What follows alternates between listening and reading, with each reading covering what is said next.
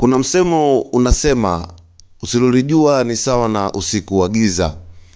Msemo huu unafanana na story ambayo inawahusu madansa wa DJ Miso Misondo kutoka pale Mtwara, ambapo hivi sasa tayari wamekwisha ungana na DJ Miso Misondo pande za Dar es Salaam kwa ajili ya kuendelea kufanya shughuli mbalimbali. Na tunafahamu kwamba DJ Miso Misondo aliweza kupata shavu kutoka kwa Majizo baada ya Majizo mwenyewe kuweza kwenda kumfuata pale Mtwara na kisha kuja naye Dar kwa ajili ya kuweza kumfanyia surprise ya kipekee kabisa. Na hivi sasa Miso Misondo tayari anafahamika kote hapa nchini baada ya punde tu kuweza kupewa kipindi pale EFM, kipindi ambacho kinachukua lisali moja, na yeye amekuwa akifanya zile countdown zake za biti zake za singeli. Sasa Miso bwana, kila Jumanne huwa anakuwa na kipindi pale EFM cha kuweza kuburudisha watu mbalimbali kwa kuweza kupiga zile listi zake za DJ Miso Misondo.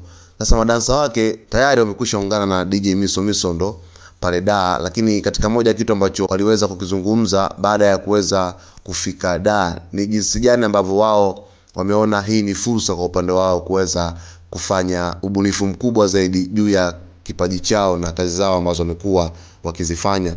Na hii imechukua taswira kubwa sana kwa mashabiki wa muziki hapa nchini Tanzania, kwa sababu DJ Miso Misondo ni DJ ambaye hivi sasa amepata fan base kubwa sana, na moja fan base yake imetokana na wazee wa mikoti, ama wengine wanapenda kuwaita wazee wa makoti. Ni wazee ambao wamekuwa wakifanya ubunifu wa hali ya juu wa kucheza kipindi ambacho DJ Miso Misondo akiwa anapiga ngoma zake.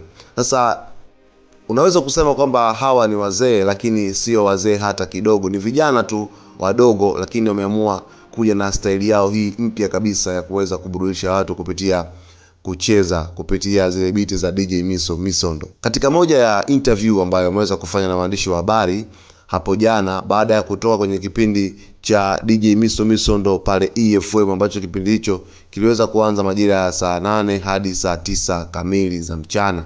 Sasa wameweza kuzungumza ni kwa jinsi gani ambavyo wameweza kukutana na Rayvanny. Haikuwa rahisi hata kidogo, kwa sababu moja kati ya vitu ambavyo vimeweza kutimiza ndoto zao ni kuweza kukutana na msanii mkubwa kama Rayvanny. Lakini vile vile wameweza kuzungumzia ni kwa jinsi gani ambavyo hivi sasa wana furaha sana na madili mengi sana yamekuwa yakija kwa upande wao kupitia DJ Miso Misondo.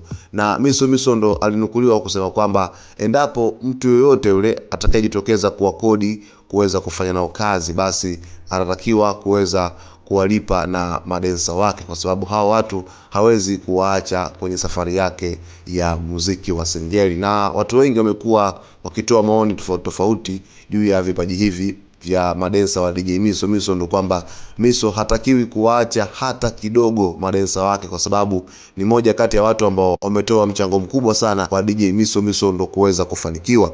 Lakini vile vile Miso Misondo aliweza kupata maarufu mkubwa baada ya clip ambazo amekuwa akizichukua kipindi anafanya madili yake pale Lindi na Mtwara, kuweza kuzirekodi na kuweza kuzitupia kupitia mitandao mbalimbali ya kijamii.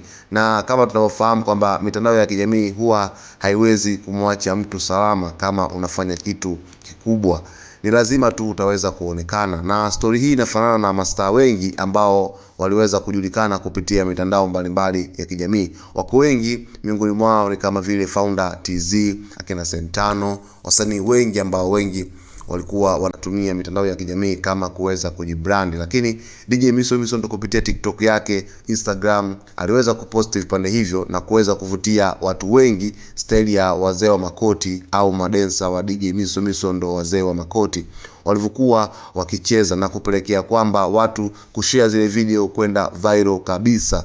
Na hiko kitu kimeweza kuchangia kwa kiasi kikubwa sana Majizo kuweza kumuona DJ Miso Misondo. Na tunafahamu kwamba Majizo ni mshabiki mkubwa sana wa muziki wa singeli, kwa sababu ni muziki ambao huko mtaani unaunganisha vijana, wazee, watoto, wamama, dada na kila kitu. Umekuwa ni muziki ambao unafanya muunganiko mkubwa sana kwenye jamii yetu hivi sasa.